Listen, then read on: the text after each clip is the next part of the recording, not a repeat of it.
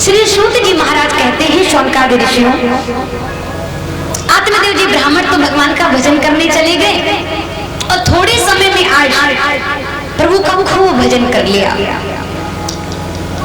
एक दिन धुंधकारी घर में आया और मैया को जोर जोर से डंडों से पीटने लगा। कहा कि बता तूने मेरा धन कहाँ छुपा करके रखा है। कहते हैं कि मैया तो इतनी बेचारी दुखी हो गई, रात्रि में कुएं में जाकर के गिर गई, समाप्त हो गई। अब तो धुंधकारी ने सोचा अब तो कोई नहीं है, 5 वैश्याओं को लेकर के आया और आकर के अपने घर में रख लिया। एक दिन चोरी करके आ रहा था, बहुत सारा धन इकट्ठा करके ला रहा था।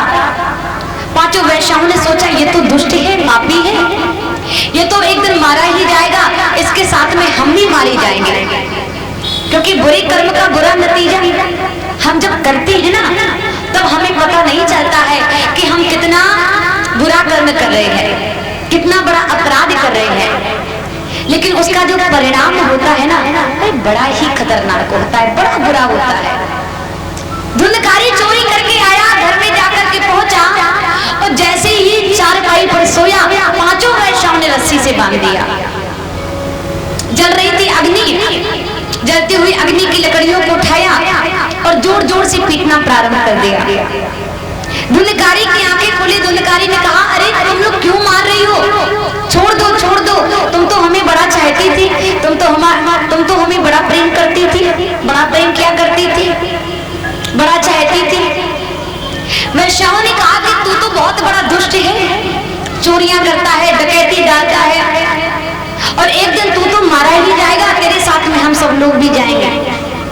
और इस संसार में कौन किसे चाहता है, सब एक दूसरे से चाहते हैं। बनी है तो बनी पे लाखों निसार होते हैं, कहावत सुनी है। और जब बनी बिगड़ जाए तो दुश्मन 1000 होते हैं। ये संसार है महाराज, कोई किसी को नहीं चाहता। अभी प्रधानमंत्री की गाड़ी आ जाए तो प्रधान जी से मिलने तो कम लोग जाएंगे, लेकिन जो उनकी गाड़ी है ना, हाँ, उससे सभी लोग मिलने जाएंगे। अरे भैया, गाड़ी के पीछे गाड़ी, गाड़ी के पीछे और गाड़ी, बाउंसर लगे हुए हैं। तो भैया ये आजकल चमत्कार का ही नमस्कार है। 5 वैश्याओं ने मार दिया, और जैसे 5 वैश्याओं ने मारा, घर में ही गाड़ दिया, अकाल मृत्यु हो गई, प्रेत बन गया। गौकर्ण जी को जिस समय पता चला तो गौकर्ण जी ने तीर्थ यात्रा में मरे हुए भाई का आपने तर्पण किया है, श्राद्ध किया, ब्राह्मणों को भोजन खिलाया, वापस लौट करके आए हैं। और जिस समय रात्रि में विश्राम कर रहे थे तो आज वही धुंधकारी प्रेत बन करके अपने भैया को डराने लगा। कभी कुछ बनता है, कभी कुछ बनता है। गौकर्ण जी ने उसी समय अपने कमंडल से जल को लिया, मंत्र उच्चारण करके आज डाल दिया और कहा, भैया आप कौन हैं? धुंधकारी ने कहा कि भैया मैं तुम्हारा छोटा भाई हूँ। अहम तू दियो अस्मे धुंधकारी नाम ता, मैं तुम्हारा छोटा भाई हूँ, मेरा नाम है धुंधकारी। 5 वैश्याओं ने मिलकर के मुझे समाप्त कर दिया है, अकाल मृत्यु हो गई है, इसलिए मेरी आत्मा भटक रही है। आप कुछ उपाय करें जिससे मेरी आत्मा को शांति मिल जाए। गौकर्ण जी महाराज ने कहा, भैया प्रातः काल हम अवश्य कोई ना कोई उपाय सोचेंगे। और जिसमें प्रातः काल हुआ तो कहते हैं कि आज गौकर्ण जी महात्मा से मिलने के लिए बड़े बड़े संत लोग पधारे। आकाशवाणी हो गई, सूर्य भगवान ने कहा कि यदि इसका कष्ट दूर करना चाहते हो तो श्रीमद् भागवत कथा का आयोजन प्रारंभ किया जाए। आज जंगल में एक जगह पर दिव्य स्थान पर श्रीमद् भागवत कथा का आयोजन हुआ। 7 गांठ वाले आज वह बांस में जाकर के आकर के प्रेत बैठ जाता है।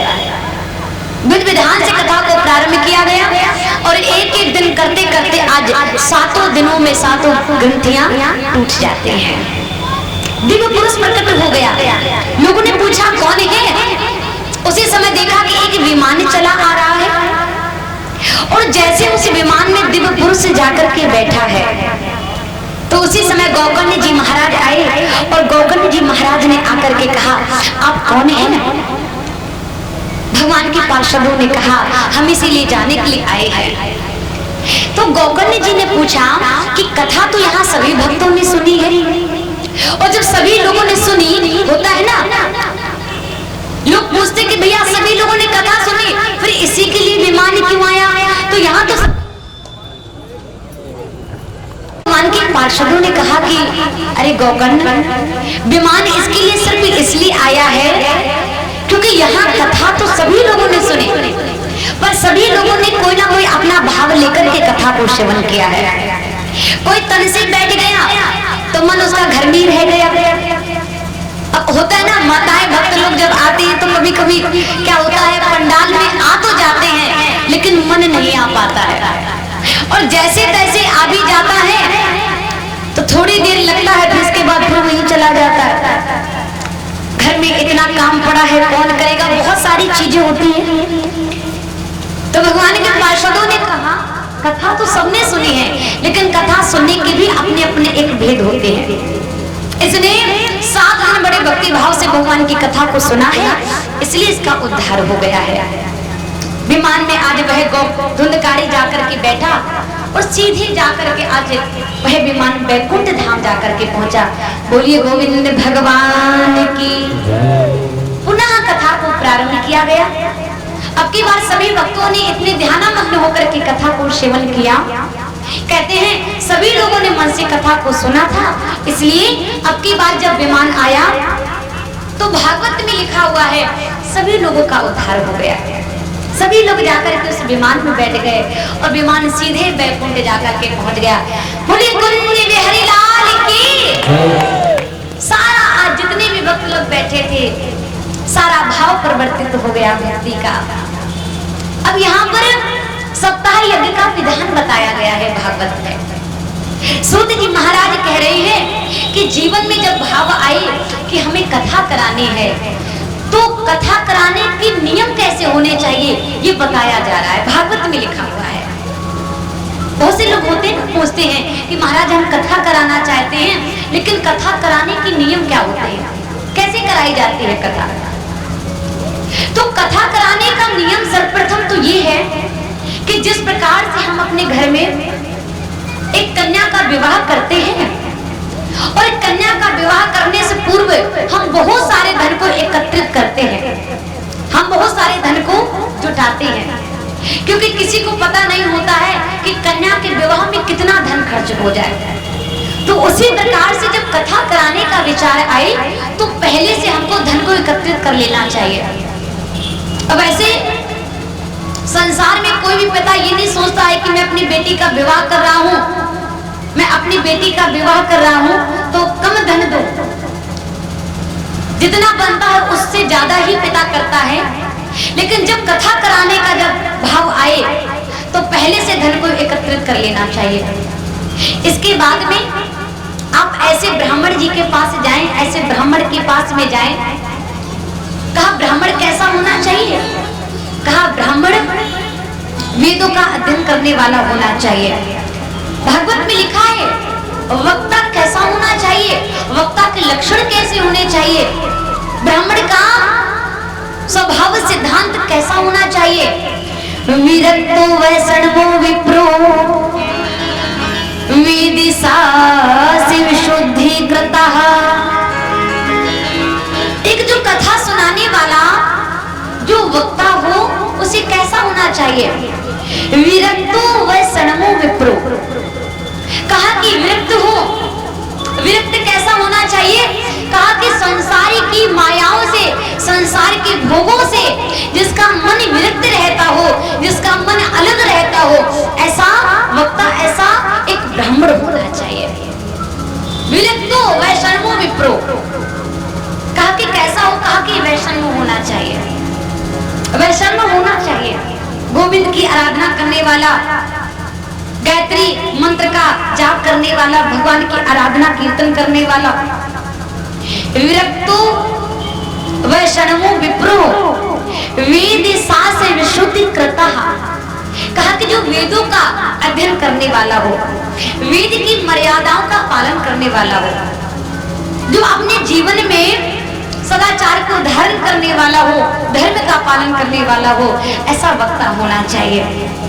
दृष्टांति कुशलो धीरो वक्ता कार्यो अति निष्प्रहा। कहा कि कथा कैसे सुनाए? कहा जब कथा सुनाए तो दृष्टांत कुछ लो। जब कथा सुनाने के लिए व्यास गद्दी पर बैठे तो एक एक दृष्टांत को बड़ी कुशलता पूर्वक जो सुनाने में जो सजग रहता हो, जो हमेशा परिपूर्ण रहने वाला हो, ऐसा वक्ता होना चाहिए। एक एक प्रसंग को बड़ी समझा करके जो सुनाए, ऐसा वक्ता होना चाहिए। धीर होना चाहिए, धैर्यवान होना चाहिए, निर्लोभी होना चाहिए। बहुत से तो वैसे होते हैं कि महाराज मन में तो कुछ और ही सोचते रहते हैं, उन्हें तो बस इससे काम है, बाकी कुछ भी हो कोई लेना देना नहीं। तो ऐसा नहीं होना चाहिए। उससे स्वयं का भी कल्याण नहीं होता है और दूसरे का भी कल्याण नहीं होता है। ऐसा वक्ता होना चाहिए। श्रोताओं के नियम बताए हैं, वैसे ज्यादा कुछ तो नहीं बताए, थोड़े बहुत बताए। परीक्षित के जरूर नियम बताए हैं। का परीक्षित का नियम कैसा होना चाहिए? भोजनम तु वरम मन्ये कथा श्रवण कार्यकम। कहा कि परीक्षित के नियम कैसे हो?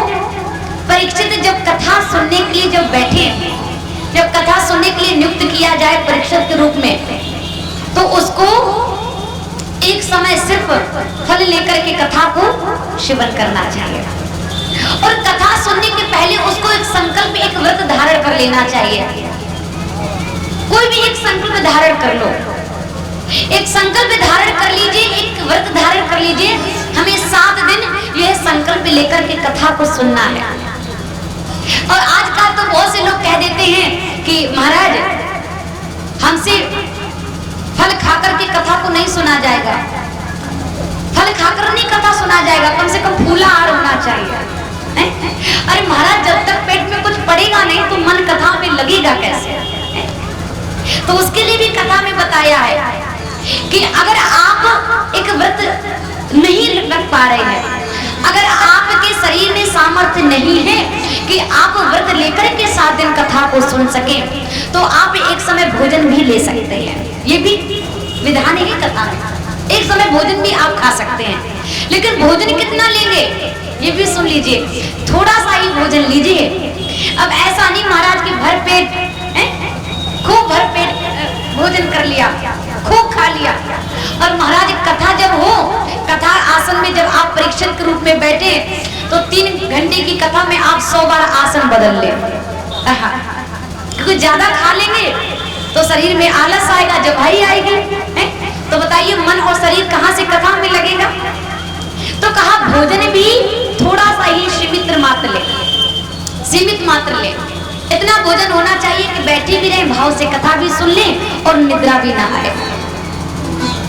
बेड का सेवन ना करें, चारपाई का सेवन ना करें, पृथ्वी पर कुशों का आसन लगाएं, उसी में शयन करना है। लेकिन आजकल कहाँ है? तो उसके लिए भी कुशों का आसन ना हो तो कम से कम पृथ्वी पर गद्दा ही लगा करके सो, लेकिन सोना पृथ्वी में है। ये परीक्षित के नियम है, सुन लीजिए परीक्षित जी। और 7 दिन भगवान का भजन करना है, लड़ाई झगड़े से कोई मतलब नहीं, संसार के विकारों से कोई लेना देना नहीं, गुस्सा तो बिल्कुल भी ना आए, ना गुस्सा आए, क्योंकि गुस्सा बहुत बुरी चीज होती है महाराज, जिसको आ जाए ना तो समझ लो